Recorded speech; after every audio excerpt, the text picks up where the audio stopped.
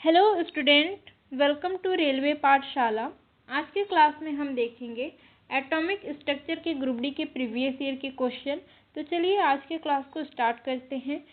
Question करने से पहले एक बार एटॉमिक स्ट्रक्चर के बारे में बेसिक देख लेते हैं कि एटॉम क्या होता है, किससे मिलकर बना होता है, एटॉमिक मॉडल कौन कौन से हैं। एक बार बेसिक कर लेते हैं, उसके बाद क्वेश्चन करने में आसानी होगी। तो सबसे पहले बात कर लेते हैं परमाणु क्या है। परमाणु किसी तत्व का सबसे छोटा कण होता है जो उस तत्व के सभी रासायनिक गुणों को बनाए रखता है। ठीक है, मान लीजिए कि आपके पास एक चॉक है। ठीक है, और यदि मैं बोलूं कि इस चॉक को सबसे छोटे टुकड़े में तोड़िए, तो इसका सबसे छोटा टुकड़ा क्या हो जाएगा? इसका परमाणु। ये जो चॉक है ये किससे मिलकर बना है? परमाणु से मिलकर बना है। मिलियन बिलियन परमाणु से मिलकर ये चॉक बना है। ये जो चॉक है ये क्या है? एक पदार्थ है। ठीक है, और ये बहुत सारे परमाणु से मिलकर बना है।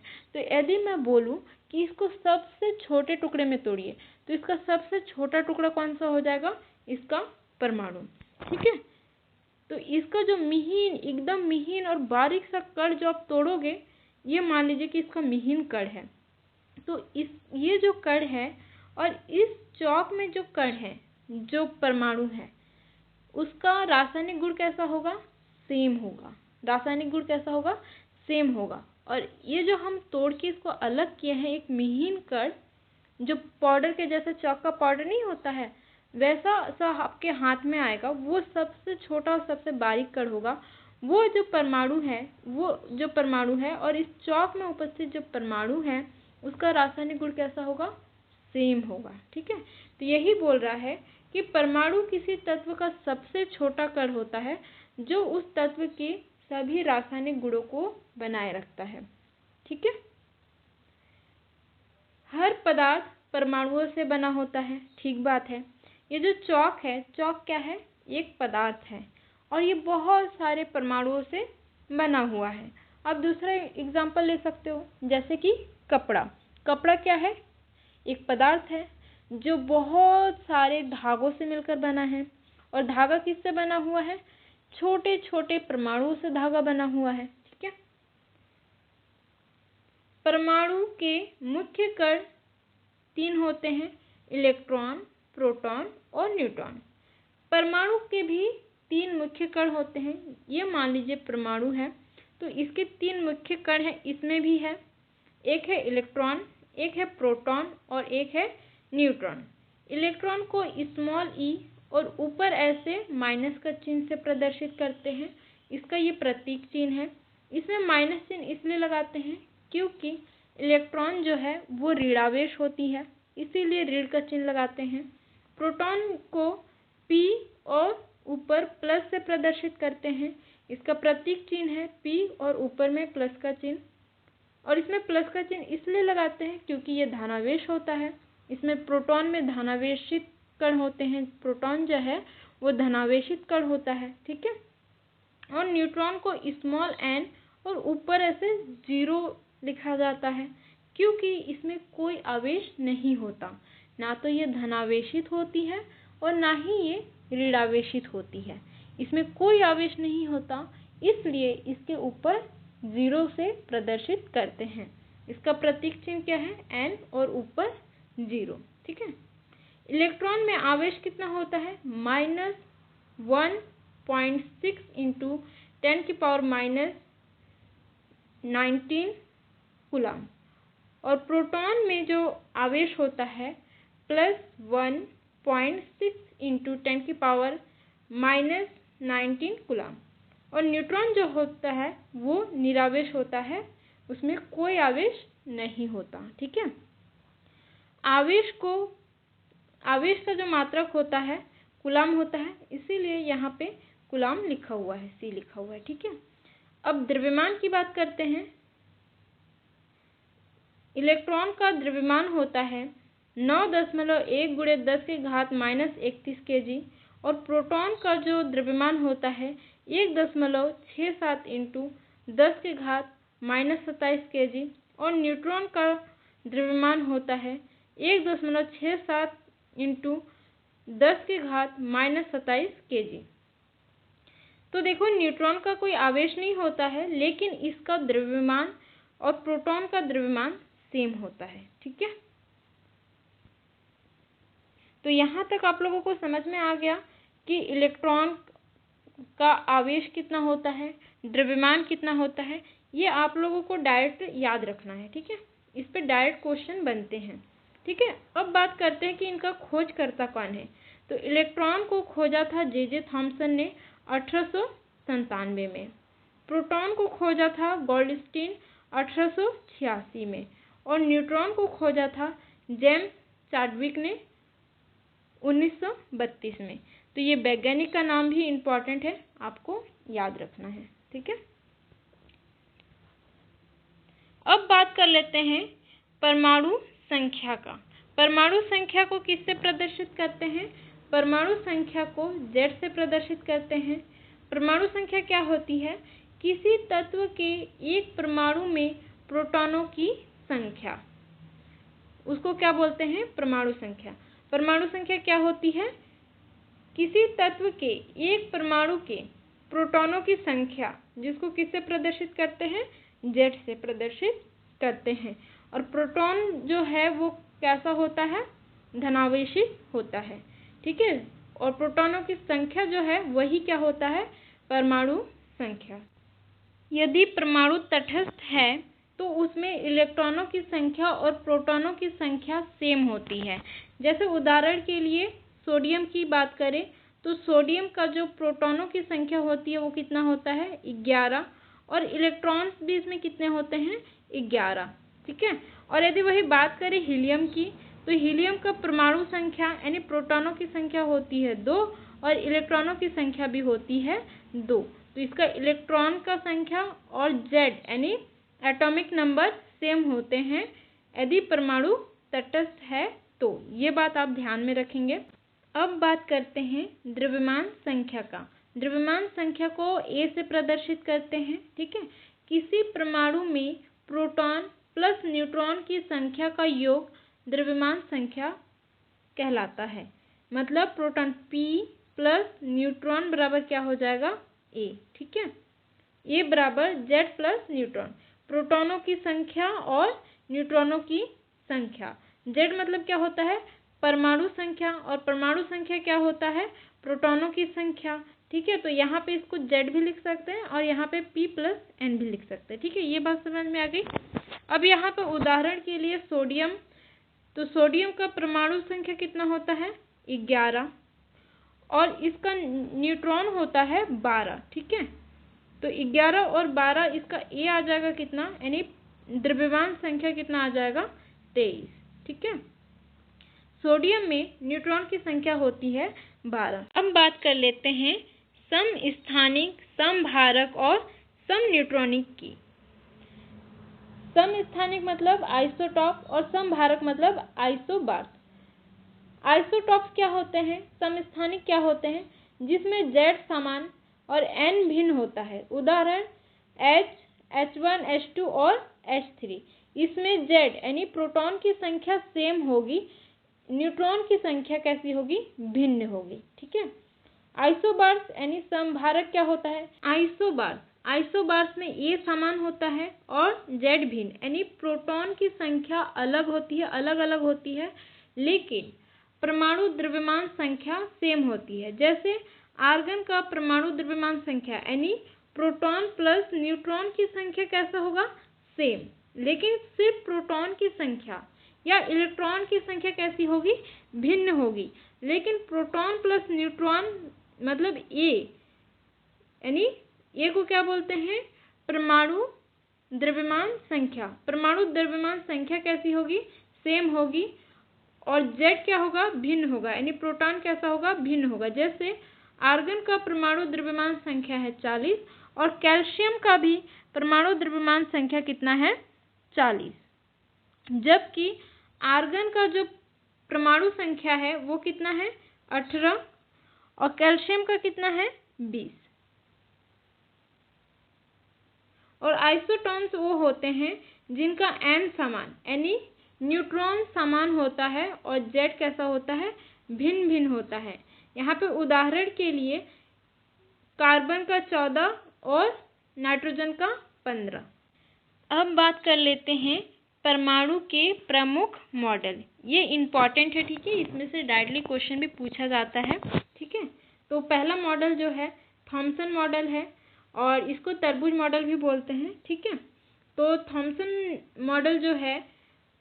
थॉमसन मॉडल क्या कहता है कि परमाणु एक गोलाकार गोला है जो धनात्मक आवेश से भरा है और उसमें ऋणात्मक इलेक्ट्रॉन जो है वो गुथे हुए हैं, ठीक है। तो सपोज कीजिए कि एक तरबूज है, ठीक है, और इसमें जो है धनात्मक आवेश भरा हुआ है। तो ये जो तरबूज का जो हम लोग खाते हैं, इसको क्या बोल रहा है, ये धनात्मक आवेश बोल रहा है। और उसमें जो ऋण आवेश है वो बीज जो है वो क्या है, ऋण आवेश है, ठीक है। ये थॉमसन ने बताया था। ये तरबूज मॉडल किसने दिया था, थॉमसन ने। क्या बोला, जिस तरबूज के जिस हिस्से को हम खाते हैं उसको उन्होंने धनात्मक आवेश बोला था और जो बीज जो है उसका, तरबूज का जो बीज है उसको इन्होंने ऋणात्मक इलेक्ट्रॉन गुथे हुए कहा था, ठीक है। लेकिन इसकी कमी क्या है, परमाणु की स्थिरता और संरचना नहीं समझा सका, ठीक है। जो थॉमसन मॉडल है उसने क्या बोला कि परमाणु एक गोलाकार गोला है जो धनात्मक आवेश से भरा हुआ है और उसमें ऋणात्मक इलेक्ट्रॉन गुथे हुए हैं, ठीक है। और इसको और क्या बोलते हैं, तरबूज मॉडल भी बोलते हैं, ठीक है।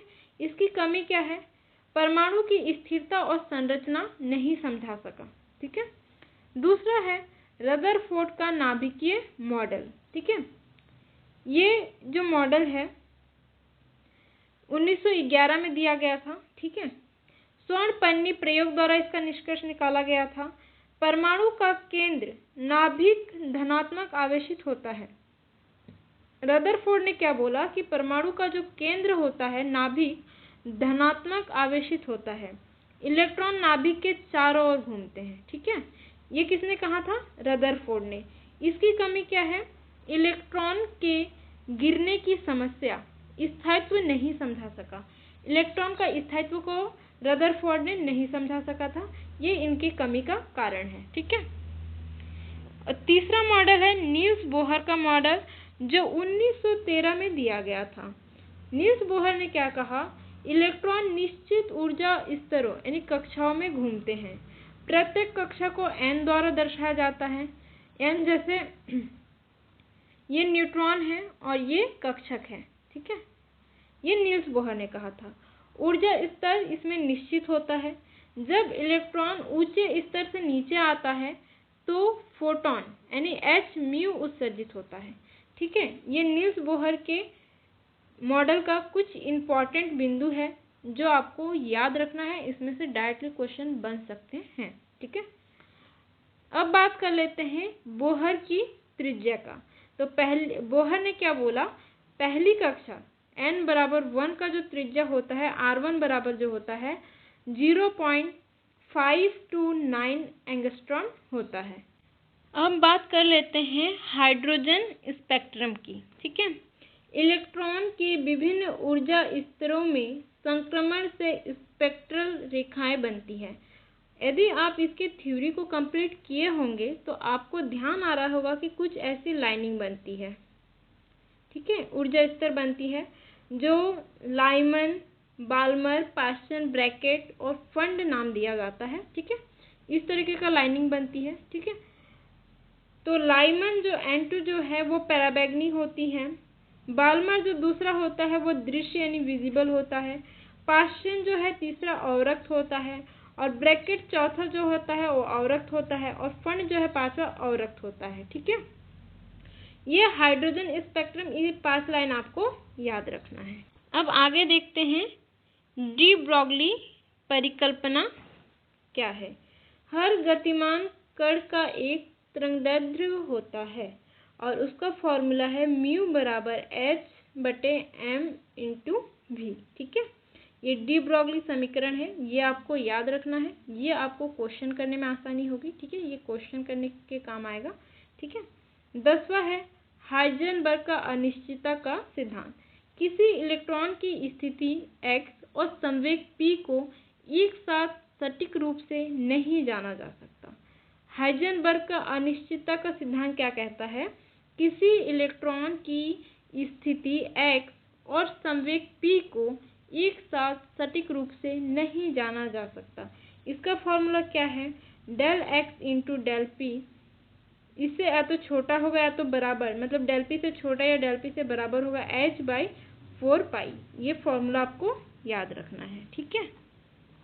अब आगे बढ़ते हैं। क्वांटम संख्याएं। क्वांटम संख्याएं मुख्यतः कौन कौन सी होती हैं? पहला तो मुख्य, जिसको प्रिंसिपल बोलते हैं, दूसरा होता है कोणीय, तीसरी होती है चुंबकीय और चौथी होती है स्पिन। मुख्य को n से, कोणीय को स्मॉल l से, चुंबकीय को m से और स्पिन को स्मॉल s से प्रदर्शित करते हैं। मुख्य यानी n का अर्थ क्या होता है? कक्षा का आकार और ऊर्जा। कोणीय का अर्थ होता है उपकक्षा, जिसमें s p d f इस क्रम में इलेक्ट्रॉन भरे जाते हैं। आपको यदि ध्यान आ रहा होगा तो अबाउट सिद्धांत के अनुसार जब हम इलेक्ट्रॉन फिल करते हैं तो वहाँ आप पढ़ते हो s उपकक्षक, p उपकक्षक, d उपकक्षक, f उपकक्षक, है ना।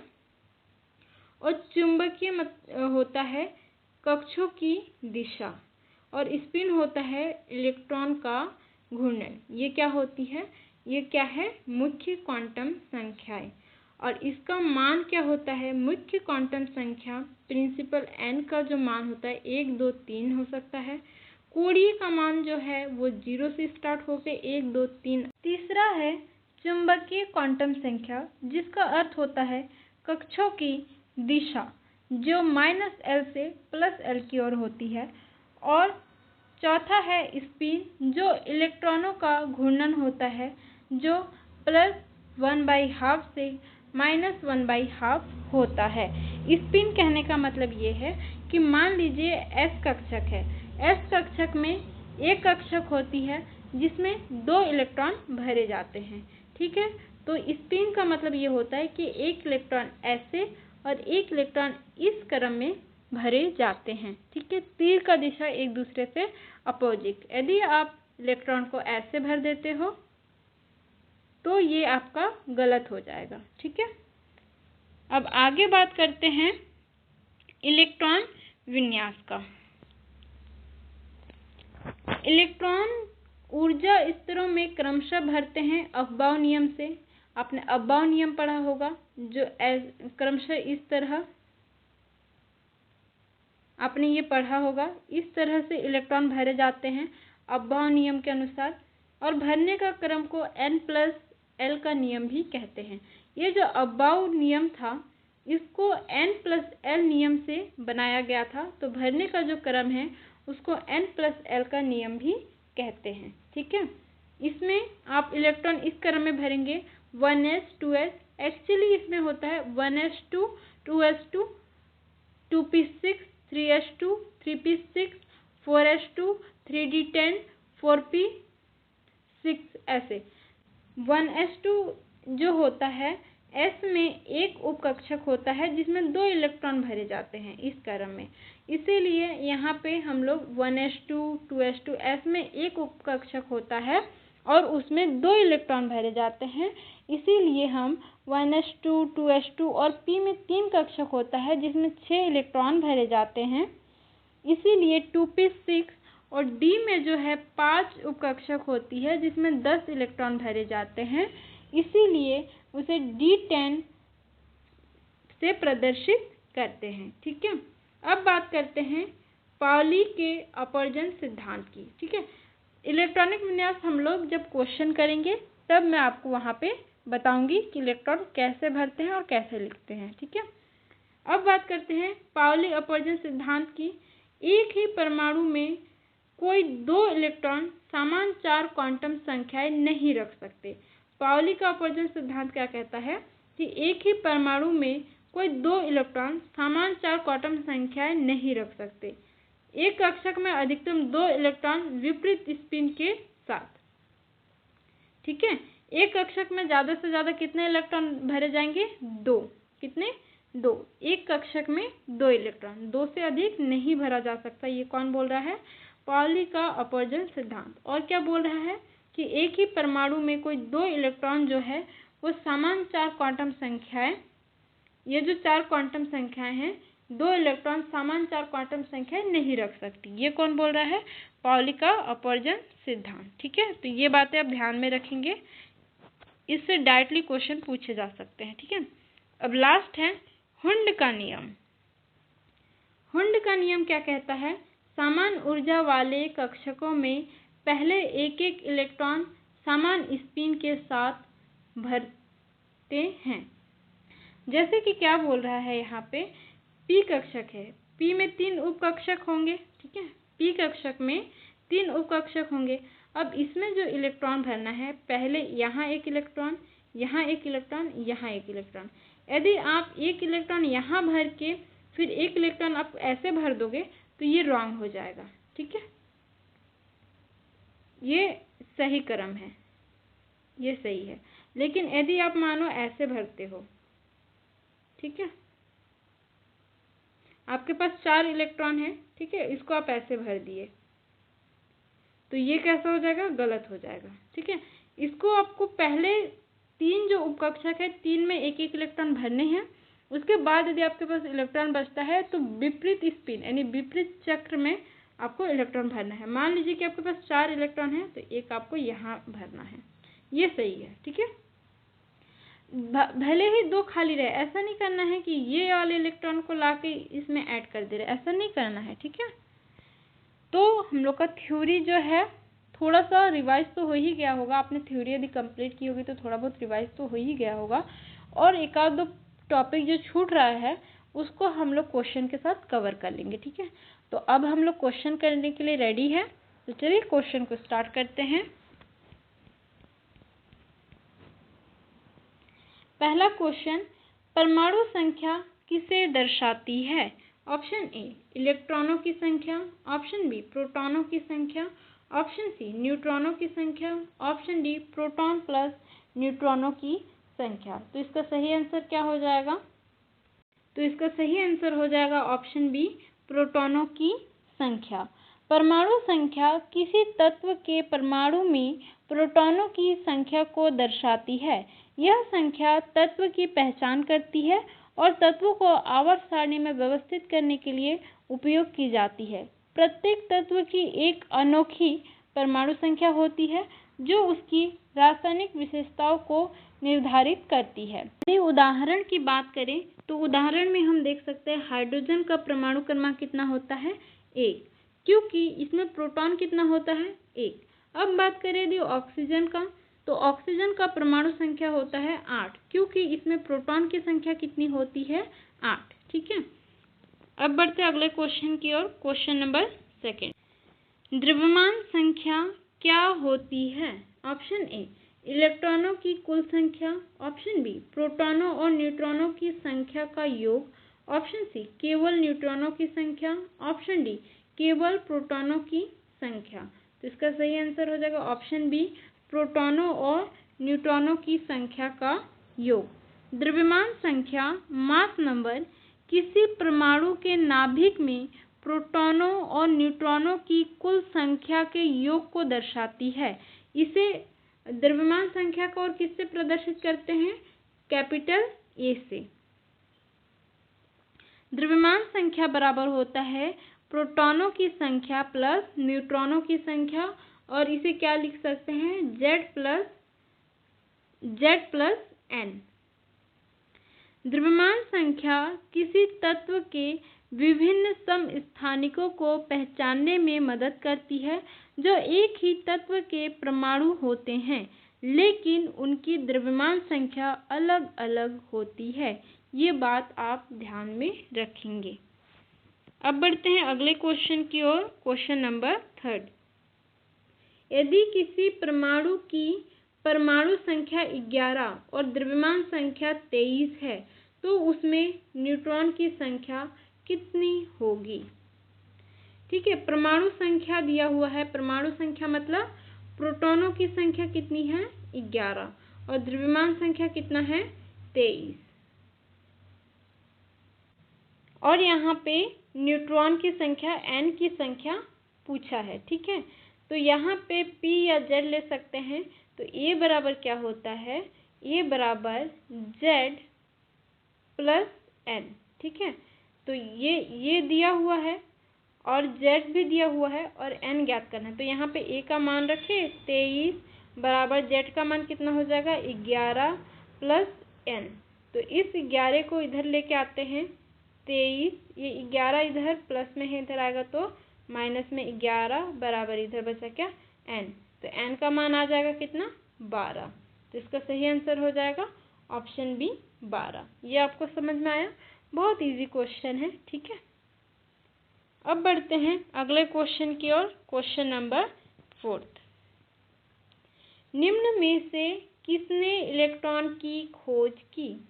Option A Rutherford, option B Goldstein, option C J Thomson, option D Chadwick.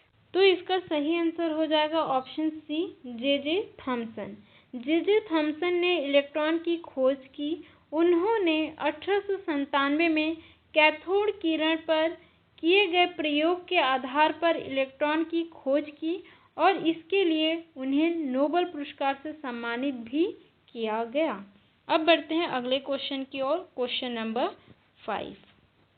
Rutherford के स्वर्णपन्नी प्रयोग से क्या निष्कर्ष निकला? ऑप्शन ए परमाणु अविभाज्य है, ऑप्शन बी पूरा परमाणु धनात्मक आवेशित है, ऑप्शन सी परमाणु का अधिकतर भाग रिक्त है और केंद्र में नाभिक होता है, ऑप्शन डी इलेक्ट्रॉन नाभिक में स्थित है। तो इसका सही आंसर हो जाएगा ऑप्शन सी परमाणु का अधिकतर भाग रिक्त है और केंद्र में नाभिक होता है। ठीक है, रदरफोर्ड के स्वर्णपन्नी के प्रयोग से कुछ निष्कर्ष निकले, जिसमें पहला है परमाणु का अधिकांश भाग जो है वो रिक्त होता है। अधिकांश भाग अल्फा कण स्वर्णपन्नी से बिना किसी विक्षेप से सीधे गुजर गए। मतलब जब रदरफोर्ड ने एक स्वर्ण का पन्नी लिया, ठीक है, और उसमें जब उन्होंने प्रकाश या लाइट बोल सकते हो, जब उनको क्रॉस करवाया ना, ऐसे नॉर्मल लाइट नहीं, ठीक है, लेकिन उन्होंने जब लाइट को क्रॉस करवाया ना, तो कुछ विकिरण ऐसे सीधे निकल जा रहे थे, कुछ विकिरण, और कुछ विकिरण जो है टकरा के वापस आ जा रही थी। तो इससे इन्होंने रदरफोर्ड ने जो निष्कर्ष निकाला कि परमाणु का अधिकांश जो भाग होता है ना वो रिक्त होता है। जो ये विकिरण जो आगे निकल जा रही थी, तो उनका मानना ये था कि ये जो है ये रिक्त है, तभी विकिरण जो है आगे निकल जा रही है। ठीक है, और परमाणु के केंद्र यानी नाभिक में कुछ अल्फा कण जो विक्षेपित हुए हैं, जो पीछे मुड़ गए हैं ना, उनको उन्होंने क्या कहा कि यहाँ पे जो है धनावेश है, क्योंकि उन्होंने जो विकिरण डाला था वो कैसा था, ऋण आवेश डाला था। ठीक है, उन्होंने क्या डाला था, यहाँ से ऋण आवेश डाला था। ठीक है, तो वो जो विक्षेपित हुआ, तो उनका मानना ये है कि परमाणु का केंद्र जो है, केंद्र में नाभिक होता है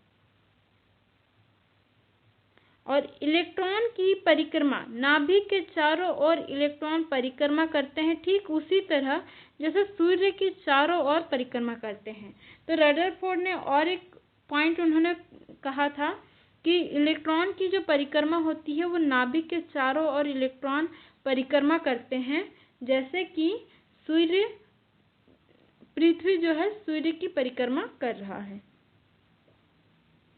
अब बढ़ते हैं अगले क्वेश्चन की ओर। Question number 6। न्यूट्रॉन की खोज किसने की थी? Option A Chadwick, option B Millikan, option C Goldstein, option D Bohr. तो इसका सही आंसर हो जाएगा ऑप्शन ए चैडविक ने। चैडविक का पूरा नाम है जेम्स चैडविक। जेम्स चैडविक ने 1932 में न्यूट्रॉन की खोज की थी। उन्होंने अपने प्रयोग के माध्यम से न्यूट्रॉन की उपस्थिति का पता लगाया और इसके लिए उन्हें 1935 में भौतिकी में नोबेल पुरस्कार से सम्मानित भी किया गया। अब बढ़ते हैं अगले क्वेश्चन की ओर। Question number 7। एक इलेक्ट्रॉन का आवेश कितना होता है?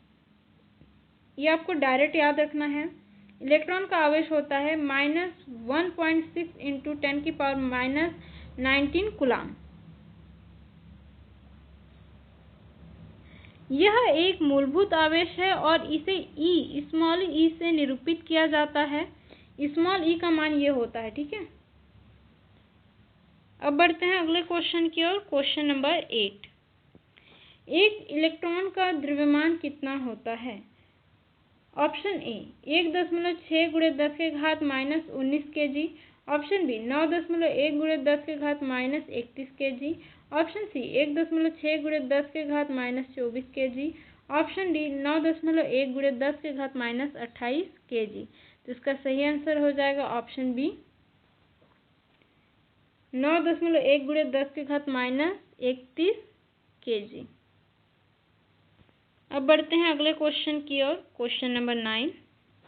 बोहर के परमाणु मॉडल के अनुसार इलेक्ट्रॉन किस प्रकार की कक्षा में घूमते हैं? ऑप्शन ए दीर्घवृत्ताकार, ऑप्शन बी अनिश्चित, ऑप्शन सी स्थिर वृत्ताकार, ऑप्शन डी परवलयाकार। तो इसका सही आंसर हो जाएगा ऑप्शन सी स्थिर वृत्ताकार। अब बढ़ते हैं अगले क्वेश्चन की ओर। Question number 10। परमाणु में इलेक्ट्रॉन ऊर्जा का उत्सर्जन कब करते हैं? ऑप्शन ए जब वे निचले स्तर से ऊंचे स्तर पर जाएं, ऑप्शन बी जब वे ऊंचे स्तर से निचले स्तर पर आए, ऑप्शन सी जब वे समान स्तर पर रहें, ऑप्शन डी जब वे नाभिक के अंदर जाए। तो इसका सही आंसर हो जाएगा ऑप्शन बी जब वे ऊंचे स्तर से निचले स्तर पर आए। अब बढ़ते हैं अगले क्वेश्चन की ओर। Question number 11। क्वांटम संख्याएं कितनी प्रकार की होती हैं? Option A 2, option B 3, option C 4, option D 5। तो इसका सही आंसर हो जाएगा ऑप्शन सी 4।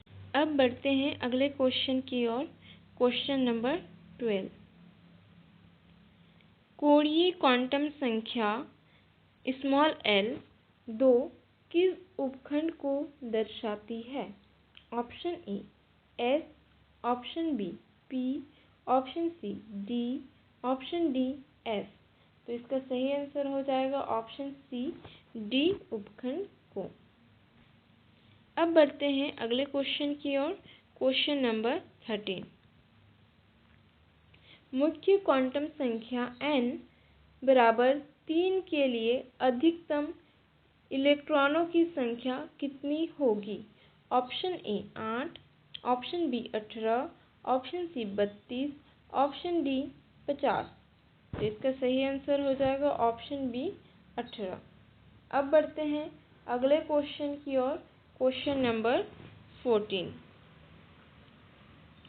3p उपखंड में कितने कक्ष ऑर्बिटल्स होते हैं? Option A 1, option B 3, option C 5, option D 7। तो इसका सही आंसर हो जाएगा ऑप्शन बी 3। पी उपखंड में 3 कक्षक होते हैं और टोटल कितने 6 इलेक्ट्रॉन इसमें भरे जा सकते हैं। अब बढ़ते हैं अगले क्वेश्चन की ओर। Question number 15। अफबाउ सिद्धांत क्या बताता है? ऑप्शन ए इलेक्ट्रॉन समान ऊर्जा वाले कक्षों में भरते हैं, ऑप्शन बी इलेक्ट्रॉन सबसे कम ऊर्जा वाले कक्ष में पहले भरते हैं, ऑप्शन सी इलेक्ट्रॉन किसी भी कक्ष में भरे जा सकते हैं, ऑप्शन डी इलेक्ट्रॉन केवल डी कक्षों में जाते हैं। तो इसका सही आंसर हो जाएगा इलेक्ट्रॉन सबसे कम ऊर्जा वाले कक्ष में पहले भरते हैं। इसका सही आंसर हो जाएगा ऑप्शन बी। अब बढ़ते हैं अगले क्वेश्चन की ओर। Question number 16। पाउली अपवर्जन सिद्धांत किसने दिया? Option A Bohr, option B Heisenberg, option C Pauli, option D de Broglie. तो इसका सही आंसर हो जाएगा पाउली ने, और पाउली का पूरा नाम है वॉल्फगैंग पाउली, और इन्होंने अपवर्जन सिद्धांत 1925 में दिया। अब बढ़ते हैं अगले क्वेश्चन की ओर। Question number 17। हुंड का अधिकतम गुणक नियम क्या कहता है? ऑप्शन ए इलेक्ट्रॉन सबसे कम ऊर्जा वाले कक्ष में जाते हैं? ऑप्शन बी, समान ऊर्जा वाले कक्षों में पहले एक एक इलेक्ट्रॉन समान स्पिन के साथ भरते हैं। ऑप्शन सी, विपरीत स्पिन के इलेक्ट्रॉन पहले भरते हैं। ऑप्शन डी, इलेक्ट्रॉन जोड़े में पहले आता है। तो इसका सही आंसर हो जाएगा समान ऊर्जा वाले कक्षों में पहले एक एक इलेक्ट्रॉन समान स्पिन के साथ भरते हैं। कहने का मतलब ये है कि ये मान लीजिए पी कक्षक है और हमारे पास 4 इलेक्ट्रॉन है, तो पहले एक इलेक्ट्रॉन हर कक्ष में, समान ऊर्जा वाले कक्षकों में पहले एक एक इलेक्ट्रॉन समान स्पिन के साथ भरते हैं, ये सेम है। अब एक इलेक्ट्रॉन अपने पास बचा हुआ है, वो यहाँ ऐड हो जाएगा ऐसे। फिर मान लीजिए कि हमारे पास 5 इलेक्ट्रॉन होता तो एक इलेक्ट्रॉन यहाँ आ जाता। यदि 6 इलेक्ट्रॉन होता तो एक इलेक्ट्रॉन यहाँ आ जाता, ये कक्षक पूर्णतः भर जाता। ठीक है, अब बढ़ते हैं अगले क्वेश्चन की ओर। Question number 18। 2p कक्षा की आकृति कैसी होती है? p कक्षा की आकृति कैसी होती है? ऑप्शन ए, गोलाकार। Option B, dumbbell. Option C, बेलनाकार। ऑप्शन डी, चपटी। गोलाकार जो होता है वो एस कक्षक का होता है। पी कक्षक का जो शेप होता है वो डम्बल बेल, डम्बल आकार की होती है। ठीक है, इस आकार का। अब बढ़ते हैं अगले क्वेश्चन की ओर। Question number 19। किसी तत्व की बाह्यतम इलेक्ट्रॉन संरचना 281 है, यह कौन सा तत्व है? Option A, sodium. Option B, magnesium. Option C, aluminium. Option D, potassium. यहाँ पे आपको अष्टक नियम का ध्यान रखना है। यहाँ पे टोटल इलेक्ट्रॉन कितने हैं? 11। 11 सोडियम का कुल इलेक्ट्रॉन 11 सोडियम का होता है और अष्टक नियम से 2, 8 और 1 धरे जाते हैं। ठीक है, तो इसका सही आंसर हो जाएगा ऑप्शन ए, सोडियम। अब बढ़ते हैं अगले क्वेश्चन की ओर। Question number 20। नाभिकीय आवेश किस पर निर्भर करता है? ऑप्शन ए, इलेक्ट्रॉनों की संख्या। ऑप्शन बी, प्रोटॉनों की संख्या। ऑप्शन सी, न्यूट्रॉनों की संख्या। Option D, electron plus neutron. तो इसका सही आंसर हो जाएगा प्रोटॉनों की संख्या पर, ऑप्शन बी। अगला क्वेश्चन है क्वेश्चन नंबर 21। हाइड्रोजन परमाणु की पहली कक्षा की त्रिज्या कितनी होती है? Option A, 1 angstrom. Option B, 0.529 angstrom. Option C, 2 angstrom. Option D, 1.52 angstrom. तो इसका सही आंसर हो जाएगा ऑप्शन बी, 0.529 एंगस्ट्रॉन। अब बढ़ते हैं अगले क्वेश्चन की ओर। Question number 22। डी ब्रॉगली समीकरण क्या है? ऑप्शन ए, लैम्डा बराबर mv/h। ऑप्शन बी, लैम्डा बराबर h/mv। ऑप्शन सी, लैम्डा बराबर h/pv। ऑप्शन डी, लैम्डा बराबर hv/m।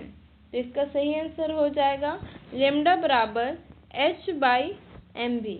ऑप्शन बी इसका सही आंसर हो जाएगा। अब बढ़ते हैं अगले क्वेश्चन की ओर। Question number 23। हाइजेनबर्ग अनिश्चितता सिद्धांत का रूप क्या है? ऑप्शन ए, इसमें भी सिद्धांत का समीकरण पूछा है। Option A, delta X into delta P बराबर 0। Option B, delta X into delta P या तो बड़ा होगा या बराबर होगा किसके? h/4 के। Option C, delta X into delta P जो है बड़ा होगा छोटा होगा किससे? h से, या तो बराबर होगा 2 से। Option D, delta X into delta P किसके बराबर होगा? h के बराबर होगा।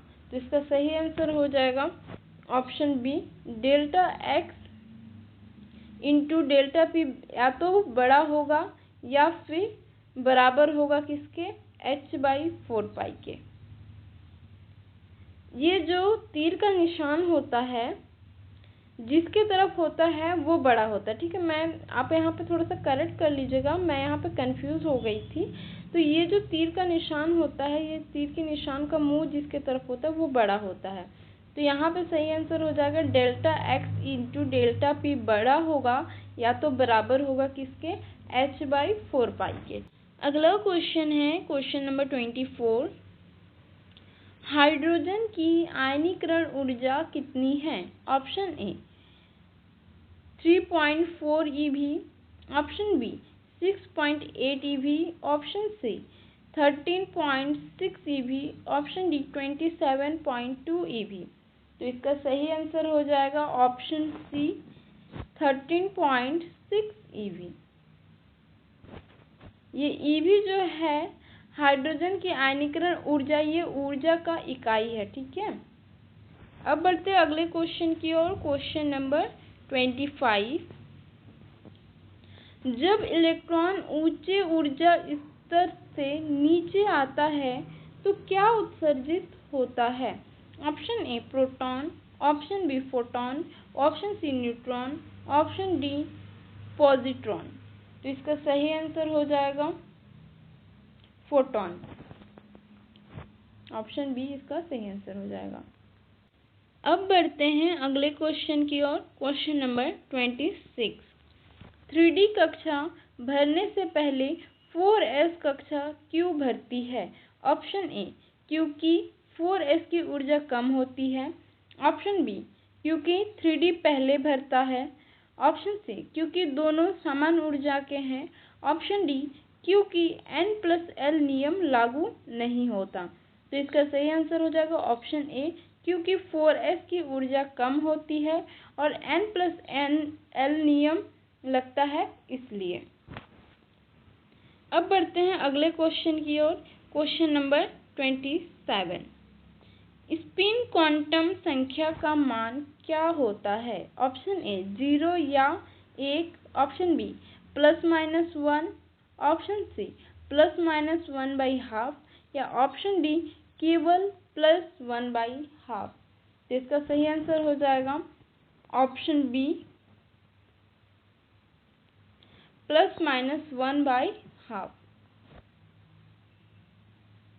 अब बढ़ते हैं अगले क्वेश्चन की ओर, क्वेश्चन नंबर 28। एक कक्षा में अधिकतम कितने इलेक्ट्रॉन हो सकते हैं? Option A 1, option B 2, option C 3, option D 4। तो इसका सही आंसर हो जाएगा ऑप्शन बी 2। अब बढ़ते हैं अगले क्वेश्चन की ओर।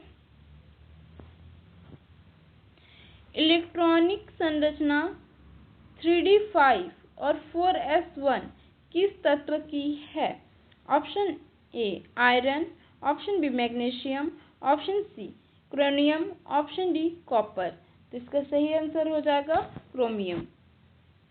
क्रोमियम की जो इलेक्ट्रॉनिक विन्यास है वो 3d5 और 4s1 है और आगे का सेम रहता है, ये पीछे का इलेक्ट्रॉनिक विन्यास दिया हुआ है, ठीक है, लास्ट का 2 दिया हुआ है। अब बढ़ते हैं अगले क्वेश्चन की ओर, क्वेश्चन नंबर 30। जिंक की इलेक्ट्रॉनिक संरचना क्या है? Option A argon 3d10 4s2, option B argon के, ये आर्गन इसलिए दिया रहता है कि आर्गन के जैसे सारा सेम होता है, लास्ट का ये चेंज होता है।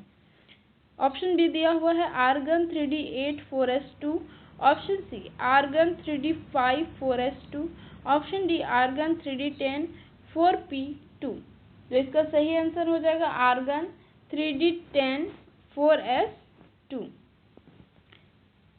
ऑप्शन ए इसका सही आंसर हो जाएगा। अगला क्वेश्चन है क्वेश्चन नंबर 31। हाइड्रोजन स्पेक्ट्रा की लाइमन श्रृंखला किस क्षेत्र में होती हैं? ऑप्शन ए दृश्य, ऑप्शन बी अवरक्त, ऑप्शन सी पराबैंगनी, ऑप्शन डी माइक्रोवेव। तो इसका सही आंसर हो जाएगा ऑप्शन सी पराबैंगनी। अगला क्वेश्चन है क्वेश्चन नंबर 32। बाल्मर श्रृंखला किस क्षेत्र में पाई जाती है? ऑप्शन ए दृश्य, ऑप्शन बी औरक, ऑप्शन सी पराबैंगनी, ऑप्शन डी रेडियो। तो इसका सही आंसर हो जाएगा दृश्य क्षेत्र यानी विजिबल। अब बढ़ते हैं अगले क्वेश्चन की ओर। Question number 33। पाषाण श्रृंखला किस क्षेत्र में होती है? ऑप्शन ए पराबैंगनी, ऑप्शन बी औरक्त, ऑप्शन सी दृश्य, ऑप्शन डी गामा। तो इसका सही आंसर हो जाएगा ऑप्शन बी औरक्त। अब बढ़ते हैं अगले क्वेश्चन की ओर। Question number 34। रदरफोर्ड का परमाणु मॉडल असफल क्यों हुआ? ऑप्शन ए इलेक्ट्रॉनों का स्थायित्व नहीं समझा सका, ऑप्शन बी इलेक्ट्रॉन नहीं बताए, ऑप्शन सी प्रोटॉन नहीं बताए, ऑप्शन डी द्रव्यमान नहीं समझाया। तो इसका सही आंसर हो जाएगा इलेक्ट्रॉनों का स्थायित्व नहीं समझा सका, ऑप्शन ए। अब बढ़ते हैं अगले क्वेश्चन की ओर। Question number 35। बोहर का मॉडल किन परमाणुओं पर लागू होता है? ऑप्शन ए सभी पर, ऑप्शन बी केवल हाइड्रोजन जैसे परमाणुओं पर, ऑप्शन सी केवल भारी परमाणुओं पर, ऑप्शन डी सभी आयनों पर। तो इसका सही आंसर हो जाएगा बोहर मॉडल केवल हाइड्रोजन जैसे परमाणुओं पर लागू होता है। तो आज की क्लास को यही तक रखते, आशा करते कि आपको क्लास पसंद आई होगी। यदि आप चैनल पर नए हो तो चैनल को सब्सक्राइब कर लीजिएगा। Thank you for watching.